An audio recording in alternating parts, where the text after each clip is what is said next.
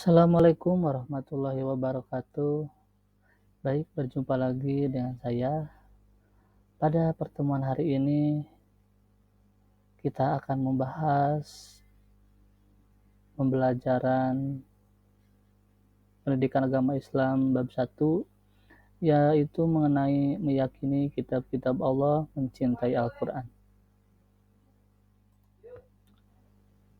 Sebelum mengawali pembelajaran pada hari ini, mari kita awali dengan bacaan basmalah. Terlebih dahulu, Bismillahirrahmanirrahim. Mudah-mudahan dengan membaca basmalah bersama-sama, kegiatan pembelajaran pada hari ini diberikan kemudahan, kelancaran, dan ada dalam berkahnya Allah Subhanahu wa Ta'ala. Dari pembahasan yang akan dibahas pada hari ini, yang pertama, pengertian dan dalil nakli iman kepada kitab-kitab Allah. Yang kedua, macam-macam kitab Allah dan bahasanya. Yang ketiga, pokok-pokok ajaran yang terkandung dalam Al-Quran. Yang keempat, perbedaan kitab dan suhuf. Yang terakhir, hikmah beriman kepada kitab-kitab Allah. Pengertian iman kepada kitab-kitab Allah.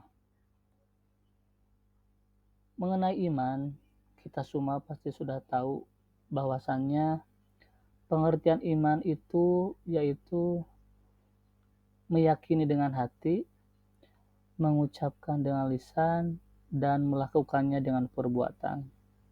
Tetapi pembahasan pada kali ini kita akan membahas tentang pengertian iman kepada kitab-kitab Allah. Di sini sudah terlihat bahwasanya iman kepada kitab-kitab Allah adalah percaya dan yakin dengan sepenuhnya hati bahwa Allah telah menurunkan kitab-kitabnya kepada para rasulnya. Di sini juga ada dalil nakli sebagaimana yang tertera dalam Al-Quran. A'udzubillahi minasyaitonirrajim. Bismillahirrahmanirrahim. Yahdi bihillahu manittaba'a ridwanahu subulas salam wa yukhrijuhum minad dhulumati ilan nur biidnihi wa yahdihim ila syiratim mustaqim. Yang artinya, dengannya kitab suci Allah menunjukkan kepada orang yang mengikuti dirinya jalan-jalan keselamatan, mengeluarkannya dari berbagai kegelapan menuju cahaya dengan izinnya, dan menunjukkan kepadanya satu jalan yang lurus. Dapat kita simpulkan dari pengertian iman kepada kitab Allah ini bahwasanya kita harus percaya dan yakin bahwasanya Allah telah menurunkan kitab-kitabnya kepada para rasulnya. Untuk siapa? Untuk umatnya. Untuk menjadi apa? Yaitu untuk menjadi petunjuk bagi umat-umatnya, supaya umat-umatnya berada dalam jalan yang diridhoi oleh Allah dan ada dalam cahaya dan petunjuk dari Allah Subhanahu wa Ta'ala. Nama-nama kitab Allah dan Rasul penerimanya. Jadi Allah Subhanahu wa Ta'ala menurunkan 4 kitab yang wajib kita ketahui beserta Rasul penerimanya. Yang pertama yaitu kitab Taurat. Allah turunkan 12 sebelum Masehi kepada Nabi Musa dengan menggunakan bahasa Ibrani. Yang kedua, kitab Jabur Allah turunkan 10 sebelum Masehi kepada Nabi Daud dengan menggunakan bahasa Kipti. Yang ketiga, Injil yang diturunkan pada 1 Masehi kepada Nabi Isa alaihissalam dengan menggunakan bahasa Suryani. Yang terakhir yaitu kitab Al-Quranul Karim yang diturunkan pada 7 Masehi kepada Nabi yang mulia yaitu Nabi Muhammad SAW dan menggunakan bahasa yang mulia yaitu bahasa Arab, yang mana Al-Quran ini adalah kitab pelengkap atau kitab terakhir yang menjadi penyempurna di antara kitab-kitab yang lainnya. Di sini kitab Al-Quran adalah kitab yang paling mulia bagi umat Islam. Kenapa? Karena Al-Quran diturunkannya pun kepada orang yang mulia, yaitu siapa? Kanjeng Nabi Muhammad Sallallahu Alaihi Wasallam. Bahkan Al-Quran itu kan disebut yaitu dengan firman Allah. Yang namanya firman Allah itu berarti ucapan atau kalam Allah. Bahkan bahasanya pun bahasa yang mulia, yaitu bahasa yang diajarkan di surga, yaitu adalah bahasa Arab. Maka dari itu kita sebagai umat Islam, sebagai umat Nabi Muhammad yang menerima kitab Al-Quran, maka kita harus bersyukur dengan cara sering membacanya, mempelajarinya, dan mengamalkannya dalam kehidupan kita sehari-hari. Yang selanjutnya yaitu pokok-pokok ajaran yang terkandung dalam Al-Quran, di mana dalam Al-Quran itu ada 5 pokok ajaran yang terkandung. Yang pertama, akidah atau keyakinan. Di dalam Al-Quran banyak sekali tentang akidah, tentang keyakinan, atau disebut dengan keimanan. Banyak sekali. Di antaranya iman kepada Allah, iman kepada malaikat-malaikat Allah, iman kepada kitab-kitab Allah, iman kepada para rasul, iman kepada hari kiamat, dan iman kepada qada dan qadar. Semuanya itu ada di dalam kitab Al-Quran. Yang selanjutnya, yang kedua, yaitu tentang akhlak atau budi pekerti. Mana di dalam Al-Quran banyak sekali membahas tentang budi pekerti, akhlak mulia, apa saja akhlak mulia, apa saja akhlak tercela yang harus kita jauhi. Dalam Al-Quran banyak.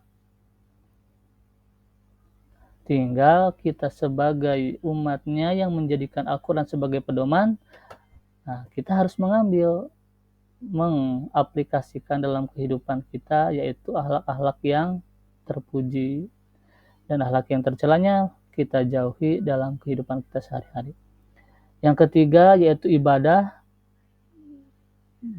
yang mana di dalam Al-Quran banyak sekali membahas tentang ibadah-ibadah.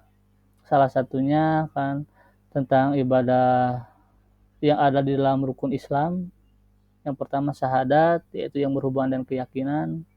Yang kedua ibadah sholat, terus zakat, puasa, dan ibadah haji ke Baitullah. Semuanya ada dibahas di dalam Al-Quranul Karim. Tinggal kita mempraktekannya, tinggal kita menjadikan pedoman di dalam kehidupan kita supaya kita selalu menjalankan ibadah yang diperintahkan oleh Allah Subhanahu wa taala. Yang selanjutnya yaitu yang keempat tentang muamalah atau tata cara berhubungan dengan sesama manusia. Banyak sekali contohnya tentang tata cara berdagang. Nah, itu kan hubungan antara sesama manusia. Dan di dalam Quran dijelaskan. Terus yang terakhir yaitu tarikh, yaitu tentang sejarah. Sejarah Nabi, sejarah para sahabat. Pokoknya ada di dalam Al-Quran. Jadi di dalam Al-Quran itu komplit. Segala sesuatu itu ada di dalam Al-Quran. Tinggal kita yang mau mempelajarinya. Pokoknya segala bentuk ibadah, akhlak, keyakinan, muamalah, dan sejarah bisa kita cari di dalam Al-Quran dan bisa jadikan pedoman pelajaran dalam kehidupan kita supaya hidup kita selalu ada dalam koridor atau ada dalam jalan lurusnya Allah Subhanahu wa taala.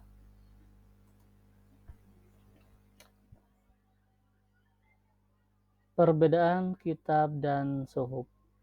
Nah, wahyu Allah yang diterima oleh para rasul dalam perkembangannya ada yang dibukukan berbentuk kitab dan ada yang berbentuk mushaf yaitu lembaran-lembaran. Namun keduanya sama-sama berisi firman Allah. Nah, jadi di sini ada kitab, ada suhuf. Kalau secara ringkas, kitab itu yang sudah dibukukan seperti Al-Quran. Nah, ada juga yang berupa suhuf atau lembaran-lembaran yang belum dibukukan. Nah, jadi itulah perbedaannya. Kalau kitab sudah dibukukan, kalau suhuf masih berupa lembaran. Yang terakhir yaitu hikmah beriman kepada kitab-kitab Allah. Hikmah beriman kepada kitab-kitab Allah yang pertama meningkatkan keimanan kepada Allah yang telah mengutus para rasul untuk menyampaikan risalahnya. Yang kedua, hidup menjadi terarah karena adanya hukum yang bersumber pada kitab suci. Yang ketiga, termotivasi untuk beribadah dan menjalankan kewajiban agama seperti yang tertuang dalam kitab suci. Yang keempat, terjaga ketakwaannya dengan selalu menjalankan perintah Allah dan selalu menjalankannya. Yang terakhir, hati manusia menjadi lebih tentram dan menambah ilmu pengetahuan. Jadi, kelima hikmah beriman kepada kitab-kitab Allah ini bisa membuat kita semakin meningkatkannya keimanan karena Al-Quran itu adalah firman Allah atau kalamullah, maka secara tidak langsung ketika kita membaca Al-Quran maka kita itu sedang berdialog atau berbicara dengan Allah Subhanahu wa taala.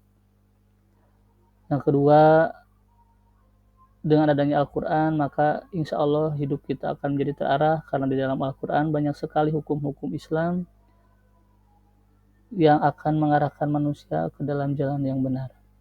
Yang ketiga, termotivasi untuk beribadah. Mudah-mudahan dengan adanya Al-Quran, ibadah kita, pengabdian kita kepada Allah Subhanahu wa taala semakin termotivasi dan semakin ditingkatkan lagi. Yang keempat, terjaganya ketakwaan dan selalu menjalankan perintah Allah. Dengan menjalankan perintah Allah, maka insya Allah ketakwaan kita itu akan selalu terjaga. Dan yang terakhir, hati manusia menjadi lebih tentram dan menambah pengetahuan. Dengan Al-Quran, insya Allah ketika kita rajin membaca Al-Quran, ketika kita rajin mendawamkan Al-Quran, maka hati kita akan menjadi tentram. Karena kan Al-Quran itu yaitu asyifa, yaitu obat.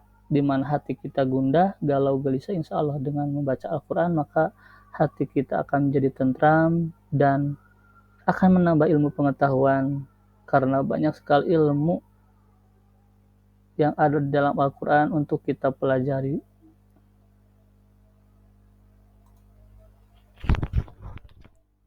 Sebelum kita tutup, alangkah baiknya kita tutup dengan bersama-sama membaca doa khutbah Al-Quran supaya kita lebih termotivasi untuk membaca, mempelajari, dan mengamalkan Al-Quran dalam kehidupan sehari-hari. Mari kita baca bersama-sama. Allahumma rahamna bil Quran waj'alhu lana imaman wa nura wa huda wa rahmah. Allahumma dzakirna minhum ma nasina wa 'allimna minhum ma jahilna warzuqna tilawatahu ana al-laili wa atrafan nahar waj'alhu lana hujjatai ya rabbal alamin. Untuk pembahasan hari ini dicukupkan sekian. Mudah-mudahan kehidupan kita selalu dipenuhi dengan Al-Quran dan kita termasuk orang yang selalu menghidupkan Al-Quran, dan generasi-generasi ke depannya mudah-mudahan menjadi generasi pembaca Al-Quran dan generasi-generasi penghafal Al-Quran. Terima kasih untuk hari ini. Assalamualaikum warahmatullahi wabarakatuh.